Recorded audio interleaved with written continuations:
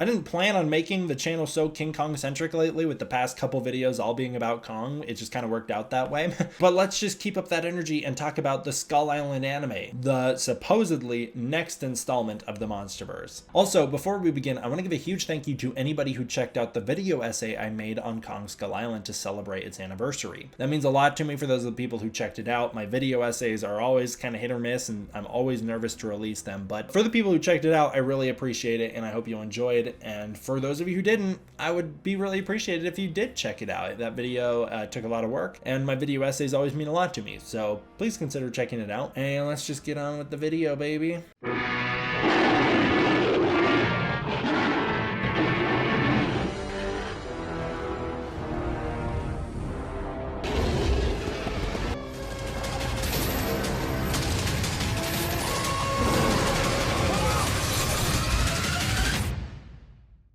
What's up, everybody? D-Man back. Welcome to a brand new video, and today we're going to be doing another MonsterVerse news roundup. In this video, we will be covering all of the Skull Island-y related esque reveals. They came out in June-ish of 2022. Basically, we're just going to be talking about the Skull Island anime and then stuff that's kind of miscellaneously related to it.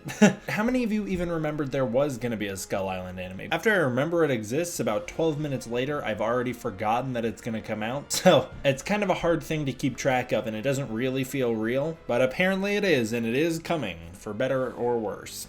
Alright, let's talk about it. Starting out, we have, I think, a pretty incredible fan-made custom here. This was made by Armando Carpintero, and he brought to life the iconic Kevin art, the iconic Kevin fan art, into a custom pop figure. It is so well done, and I think the size of it is great, and I love the box art. I think the box is super cute. I think the design is really great as well, and it just makes me sit there and go, why don't they do stuff like this for real? I mean, in a case like this, because it's a meme, I'm sure there'd be some licensing stuff that would be involved that would make it a little tricky and difficult, but they surely could do stuff like this. Or even if they just make a real pop Funko Ghidorah, they could do that. I think this is an incredible little cute guy.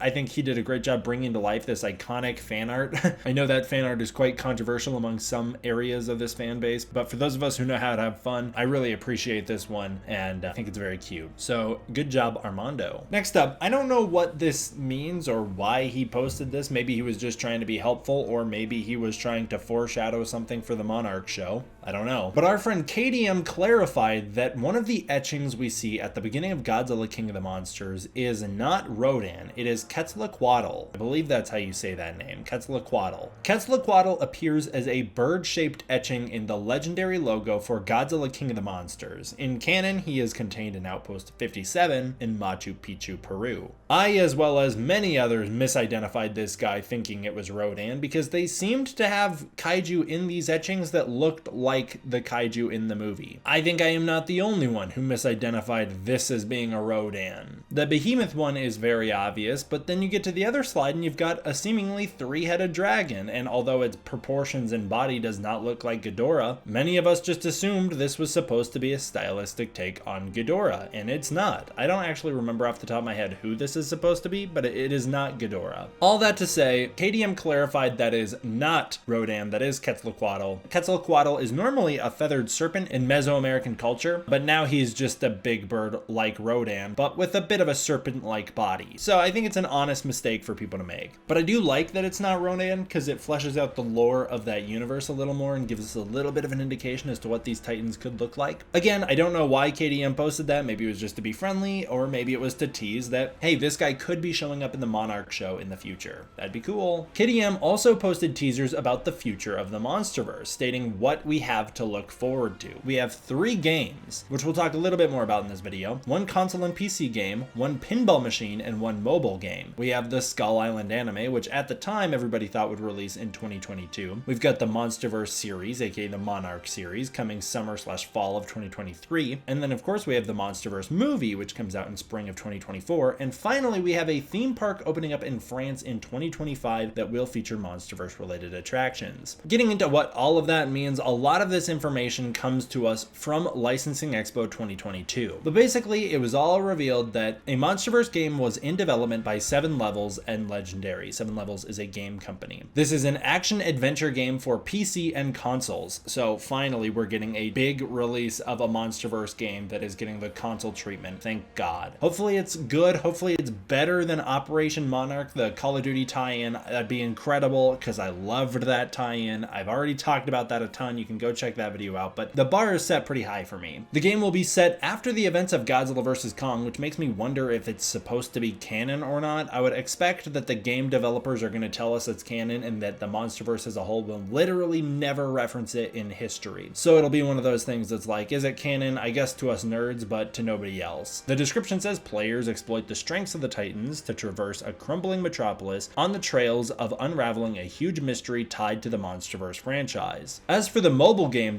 is a multiplayer online survival strategy game where humans must fight together against the Titans. I'm kind of thinking that's going to be a bit like Godzilla Strike Force, but with an online element to it. Or is it Strike Force or is it Strike Zone? I think it was Strike Zone. Finally, Legendary teamed with Zen Studios to develop a trio of digital MonsterVerse pinball tables with Pinball FX for both PC and consoles. Is it just going to be only digital or is it going to be a real pinball machine? Digital pinball does not sound as fun as actual real pinball.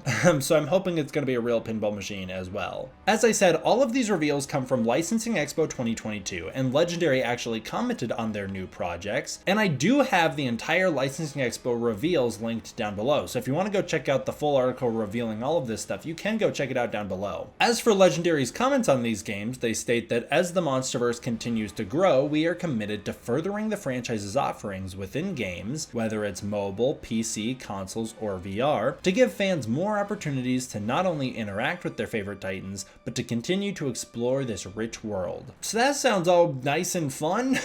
I'm all for exploring the MonsterVerse. Again, I have a feeling, and this is just a guess, I have a feeling that they are going to tell us these games are canon, and they're never going to be referenced in the movies, and they're never going to be referenced in the shows, and then eventually they'll get contradicted by the movies and the shows, and we'll all just go, oh well. Because that's kind of how the comic books work, and that's how the novelizations work, and we just kind of roll with it. Fun for those of us who love to dig into this stuff, but it doesn't really have that big of a bearing outside of it. Feels so disorganized, this video. I don't know why. Maybe I'm just kind of out of it today, to be honest. I'm not feeling this day, but that's okay. I'm just going to keep rolling with it, just like we do with the MonsterVerse. So I don't have a ton to say about this because we don't really know a lot about it yet, but Legendary Pictures partners with Studio Aquintani. I don't know how to say that word, and I will never say it right. Maybe I misspelled it. It's French, I guess. Aquintani, I'm gonna say. Legendary Pictures is partnered with another company to bring the first official Legendary Entertainment franchise park to France. So you know how there's a Universal Studios and there's a Disneyland and a Disney World, and occasionally we'll get some sort of other studio experience. I think Warner Bros has its own studio experience. Basically, Legendary is making its own theme park, and featured at their theme park is going to be all of the MonsterVerse stuff that we know and love. This theme park is slated to open in France in 2025 and will feature Godzilla, Kong, Pacific Rim, and Dune. They're all slated to be featured. I don't know what that means. I think that there's some really cool stuff you could do with this. Let's just take a minute, take a step back. Maybe I'll make a whole video about this someday, but there are moments in the MonsterVerse movies that already feel like theme park moments. Kong Skull Island, that helicopter sequence, we've already had a VR version of it. That moment would make for an incredible theme park experience. And Godzilla King of the Monsters, that whole movie feels like a theme park movie in the best kind of way. That moment when Ghidorah's heads are all coming down around the Ospreys right before Godzilla bursts up out of the ice, that already feels like you're stuck on a ride watching this crazy experience going around you, like the Universal Kong thing that they do at the tram. The MonsterVerse is ripe for theme park opportunities and theme park moments, and Godzilla has already had a super successful career as a theme park attraction over in Japan. And then as for Pacific Rim, you slap two guys together, you get them in the helmet of a Jaeger, and then you just let them be while the whole thing plays out around around them. That'd be incredible. Who wouldn't love that? Ugh, I think that's gonna be so cool. As for Dune, I don't know. I've never seen that movie. Maybe they could be in the desert and a big worm shows up.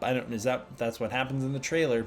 I think that sounds super cool. I don't have any plans to go to France, but if that thing is cool enough in 2025 and I have the money, oh, why wouldn't I go and experience that? That sounds awesome. Now getting into the Skull Island stuff. Yeah, that's right. Skull Island, the anime that all of us have to be reminded that it exists. Is it just me? Am I the only one who keeps forgetting this thing is real? I feel like I'm not. Nobody talks about it. Basically, the Skull Island series was added to Netflix, so you can see there is a Netflix listing for it showing that it is coming. And that was added in around June of 2022, so basically a full year ago that was added. And then KDM updated that they thought the release date was going to be October 2022, which never happened. Did it get delayed? Was that just a guess? I don't know where they got that info. KDM's usually right on the money, so it makes me think that maybe they delayed it and they're just kind of quietly covering it up because they're like, oh, let's just not talk about this thing until we've got better stuff to release alongside of it. I'm nervous for it. I'm very nervous for it. My big fears for it are I worry that it's going to be like that Jurassic Park show that came out where it's just a bunch of little kids doing little kid stuff, and that just bores me. I'm worried that it's going to be like the previous Kong thing that they did on Netflix, which was horrible. Also a bunch of little kids running around with King Kong. And my bigger fears are it's just not going to be very good, or that it's going to be just a thing that comes out and all of us go, how is that canon that just contradicts the canon that we know? It spits in the face of the canon that we're aware of, much like that Pacific Rim show did. Again, another situation where Netflix forced kids into this kaiju scenario, and it was okay. I mean, that show's okay, but clearly it didn't connect with audiences very well because they didn't do a third season of it. I don't even know anybody on Earth who watched season 2 of that show. But my fear is like, okay, so we're going to get this show of probably children, especially given what we'll talk about in a minute, who are stuck on Skull Island, and it's going to be this movie where it has no broader impact or implications on the MonsterVerse. It will contradict the canon of Kong Skull Island and will have literally nothing to do with the next phase of the MonsterVerse that we are currently entering. I'm nervous, man. I'm nervous, and I'm open to it being incredible, and hopefully it blows me away, but the fact that they're so quiet about it makes me nervous. It makes me be like, what are they sitting on? Did they cook up something incredible, or is it going to be like that Jurassic Park show, which has a dedicated fan base that is very small? I don't know, man. Anyways, we got some series details relating to it, so I'll run you through those. The plot synopsis for this show is released, and it states that we will follow the adventures of a shipwrecked crew that are trying to escape from a mysterious and dangerous island home to prehistoric monsters, including the Titan Kong. This is set years before Kong Skull Island and is supposed to be canon to the MonsterVerse. Producers are Jacob Robinson, Brian Dunfield, Brad Garber, and Kohi Obara, as well as Netflix. The writer is Brian Dunfield, and it was supposed to come out in October of 2022, at least according to KDM. Kohi Obara, whose name I'm totally mispronouncing, is a director and anime creative at Netflix, and wanted to expand Netflix's anime influences to Japanese and American fans, so maybe this show will feature some Japanese influences. That's kind of why they're calling it an anime instead of a cartoon. Also because anime implies that it's for a wider audience than cartoon, which is specifically children. That all sounds nice and fun. A show that takes place before Skull Island, I think, could have a lot of potential, especially if it was the shipwrecked crew was supposed to be the Wanderer or the Venturer, depending on if we're going with King Kong 1933 canon or the MonsterVerse canon. But I would think that a perfect story to tell here, as I've said in previous videos, would be the story of the ship that winds up being at the center of the Iwi village. I don't know how it could possibly get to the center of the Iwi village. Anyways, a ship of people who go to the island trying to make a movie, and Carl Denham's there and he wants to exploit a monster named Kong, and then they wind up shipwrecked there, and unlike the movies we know and love, that's their new home. Maybe they live on a little village away from the Iwis and they get to be safe, but they don't make it off the island with the rest of our gang, and we can assume that they had nice, long, happy lives together, or they all die at the hands of the skull crawlers. Either one is fine with me. It'd be sad to see all of the Kong 33 cast die at the hands of the skull crawlers, but you know what? It'd be different and interesting. I am nervous though, because Skull Island in the MonsterVerse is not supposed to be the home of prehistoric monsters. The prehistoric monsters are all dead by the time Kong Skull Island starts. So maybe if they kill them all off in this show, there's T-Rexes and stuff running around, and we just wipe them all out, and then we are rebooting to the point where Kong Skull Island starts, that's going to be fine with me. But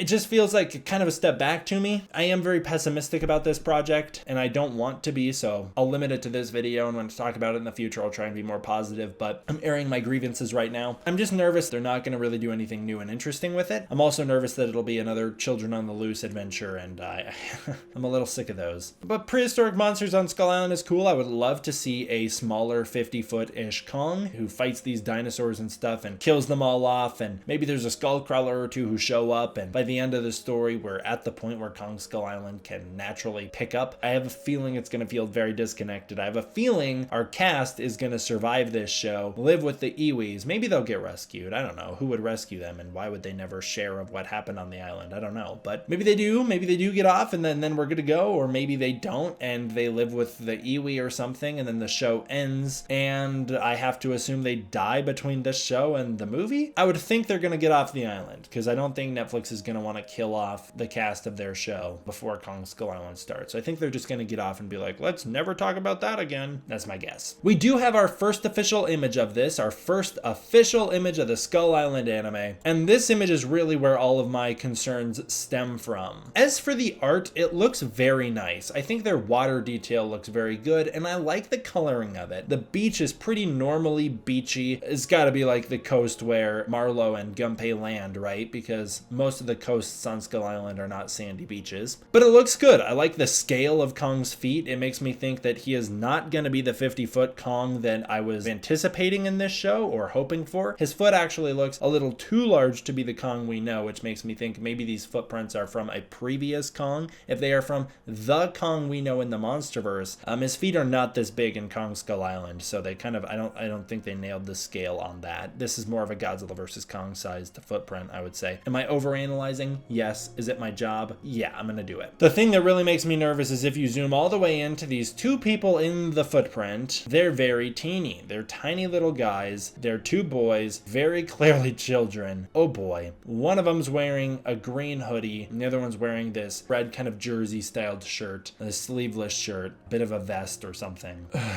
It just exhausts me already, man. This show should be set before the events of Kong Skull Island, so technically it can be set anywhere up to 1973, although I would assume it was going to be set before Hank Marlowe crashes on the island in 1945, so I'm assuming that the show is going to take place in the 30s. These children are not dressed like they're from the 30s, they're dressed like they're from 2015. I don't know why they're dressed in a hoodie and like a sleeveless shirt, but that's not even an outfit I would think somebody would wear in the 1970s. I think that looks a little too modern. Is this show going to have any relevance to the MonsterVerse? Are these two children going to have any impact on anything? Or is this just going to be a project that we all kind of ignore its existence? I don't know. I don't like that it's seemingly about two children. And I don't like the prod design. I think that their costuming is bad. I'm very negative on this show, and I apologize about that. I don't want to ruin it for anybody, but sometimes I just gotta make a video where I rant for a long time about how I'm nervous about a project. And then Godzilla vs. Kong comes out, and I go, I loved it. All of my videos where I was nervous about it are look at me being stupid. But that picture really makes me feel like I'm not gonna love this show.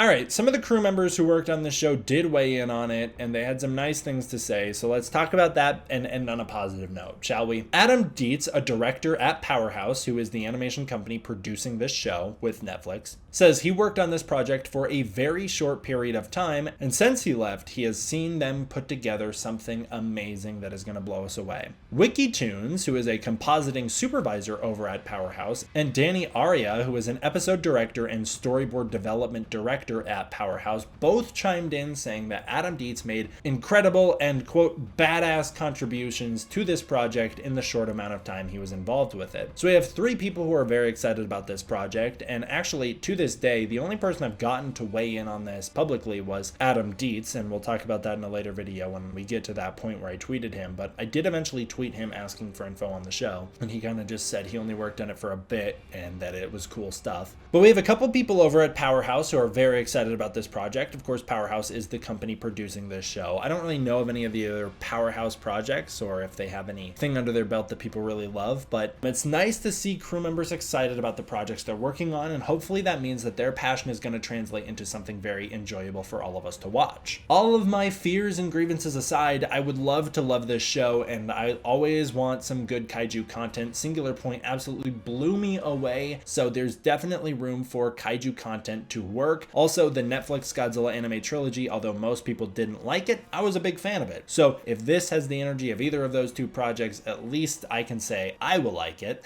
even if everybody else doesn't. I am very nervous that it's going to skew away from those and into the Jurassic Park and Pacific Rim territories, in which case I'm going to go, this isn't the same universe. These characters mean nothing to the broader universe, and I'm going to ignore that they exist. But at the very least, I think it's safe to say that if some people are passionate about this project, and if the work is put in, and if Legendary keeps their eye on it even a little, it'll at least turn out better than Kong King of the Apes, and then that's a win for all of us. But currently, Netflix's King Kong record is rough. Alright, that'll do it for this one, guys. It's a lot longer than I wanted, but I just had a lot of ranting to do, apparently. Thank you guys for sticking with me. What do you guys think about the Skull Island anime? Is anybody super excited about this? Does anybody remember that it's coming out? Or what are your guys' thoughts and feelings on the one image we have so far? What are your fears? What are your hopes? What are your expectations? Leave that all down below. Please let me know. I'd love to have a discussion about this show with some people because nobody talks about it. And I'm sure nobody's going to watch this video either, just because it's about the anime that nobody cares about. All right, thank you all for watching. I'm going to give a huge thank you to my patrons over on Patreon. Their support keeps this channel going. It truly means a lot to me. If you want to support the Patreon, you can using the link in the description below where you can get early access to content, access to the Discord community, and more. And that'll do it for this one, guys. So thank you all for watching. I hope you enjoyed. I'll see you guys next time for the next one. D-Man out.